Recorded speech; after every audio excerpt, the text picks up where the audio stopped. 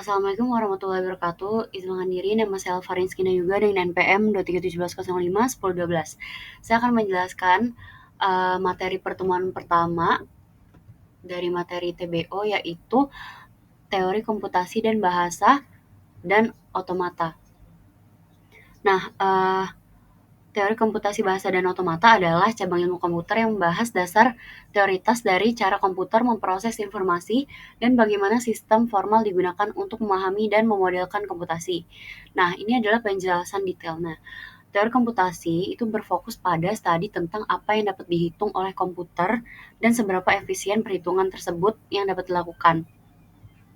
Nah, teori komputasi melibatkan 3 area utama, yaitu model komputasi, kompleksitas komputasi, dan dekomposisi masalah.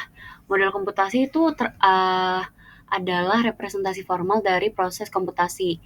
Model yang sering digunakan adalah mesin Turing dan otomata.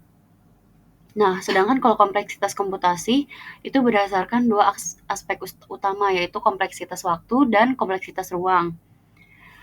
Dekomposisi masalah itu beberapa masalah tidak dapat diselesaikan secara komputasional. Teori komputasi membantu mengidentifikasi masalah-masalah seperti itu. Misalnya masalah halting problem. Nah, teori bahasa formal. Teori bahasa formal membahas cara mendeskripsikan dan mengklarifikasi bahasa yang dapat dikenali oleh komputer.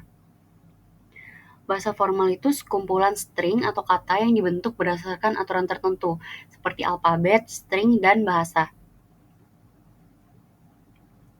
Selanjutnya ada hierarki Chomsky, yaitu mengklarifikasi bahasa formal ke dalam 4 kategori, yaitu tipe 0, tipe 1, tipe 2, dan tipe 3.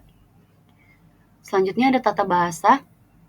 Tata bahasa digunakan untuk mendefinisikan bahasa formal secara eksplisit melalui produksi dan simbol awal. Ini adalah contoh tata bahasanya, ada non-terminal, terminal, dan produksi. Yang ketiga ada otomata. Otomata adalah model matematika yang digunakan untuk mempelajari mesin yang dapat mengenali atau memproses bahasa formal. Otomata terdapat finite otomata dan ada 2 jenis juga, yaitu DFA dan NFA. Kalau DFA setiap input memiliki satu transisi, sedangkan kalau NFA itu setiap input memiliki lebih dari satu transisi. Nah, hubungan antara komputasi, bahasa, dan otomata itu bahasa formal memberikan dasar dan mendeskripsi input atau output sistem komputer. Nah, kalau otomata itu alat yang memproses atau mengenali bahasa formal. Yang ketiga, teori komputasi itu menyediakan kerangka kerja untuk memahami batasan dan kemampuan model seperti otomata atau mesin Turing. Nah, selanjutnya teori bahasa dan otomata itu juga ada penjelasannya, yaitu otomata adalah mesin abstrak yang dapat mengenali, recognize, menerima, atau membangkitkan sebuah kalimat dalam bahasa tertentu. Nah, input pada mesin otomata dianggap sebagai bahasa yang dikenali oleh mesin, dan mesin akan mengindikasikan apakah suatu bahasa dapat diterima atau tidak. Nah, mesin otomata sederhana, string input diterima jika mencapai final state. Selain itu ditolak. Terus pembacaan simbol pertama dimulai dari initial state.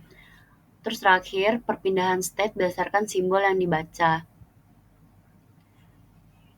Nah, ini contoh dari mesin otomata sederhana.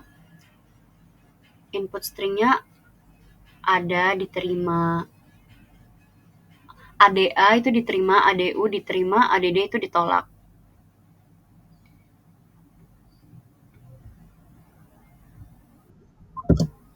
Mama Nola sakit apa, Cok? Ada iklan Shopee.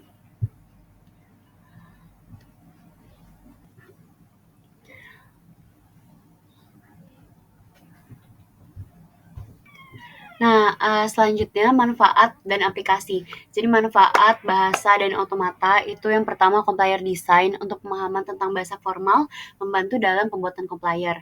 Nah, yang kedua tuh pattern matching. Finite otomata digunakan dalam algoritma pencarian. Nah, terus ada juga artificial intelligence, model komputasi digunakan untuk mengembangkan algoritma AI. Terus ada juga kriptografi, yaitu teori kompleksitas membantu memahami keamanan algoritma kriptografi. Nah, terus yang terakhir ada NLP, Natural Language Processing, yaitu bahasa bebas konteks relevan dalam analisis sintaks bahasa alami. Cukup sekian yang bisa saya sampaikan. Terima kasih. Wassalamualaikum warahmatullahi wabarakatuh.